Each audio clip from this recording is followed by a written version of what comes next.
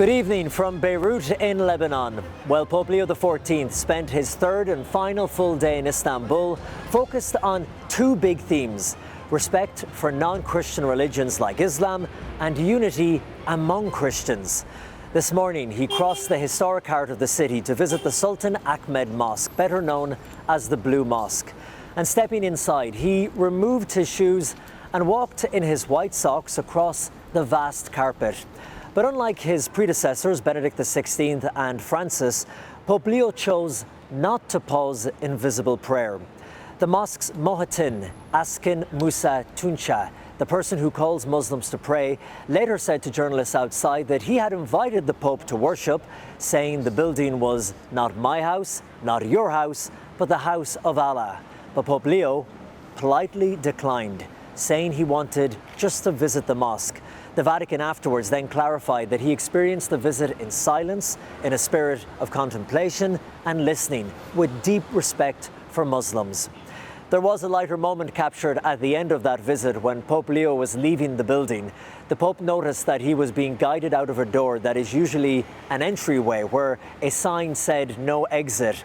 Smiling, Pope Leo said, "It says no exit," to which Tunça responded, "You don't have to go out, you can stay here." From there, the focus shifted from dialogue with Islam to dialogue among Christians. At the Syriac Orthodox Church of Mor Ephraim, Pope Leo met privately with leaders of the local churches, Catholics, Orthodox, and other Christian communities, thanking them for their witness in a country where Christians are a tiny minority. Later in the afternoon, he crossed the city again to the Church of St. George, seat of Ecumenical Patriarch Bartholomew, the spiritual leader of the world's Orthodox Christians.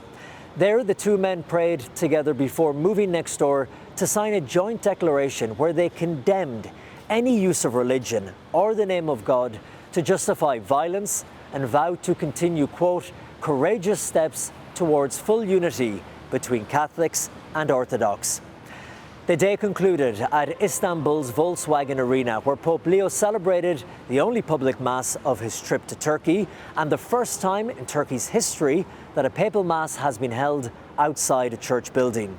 Around 4,000 people were packed into the arena, carefully selected from a Catholic community of just 33,000 in a country of more than 85 million people. Flags from different nations waved in the stands. Choirs sang in Turkish, English, Latin, Armenian, Syriac, and Aramaic. In his homily, Pope Leo called out once again for peace, unity, and reconciliation in the world. Using Istanbul's famous bridges over the Bosphorus as an image, Pope Leo said Christians are called to build three kinds of, quote, bridges of unity: within the Catholic Church itself, with other Christian churches, and with believers of other religions. Unity, Pope Leo said, is a gift from God, but like a bridge, it needs constant maintenance so its foundations are not weakened over time. Tomorrow afternoon, Pope Leo is scheduled to fly here to Beirut in Lebanon for the second leg of this historic journey. But for the time being, reporting tonight from Beirut, Colm Flynn for EWTN News.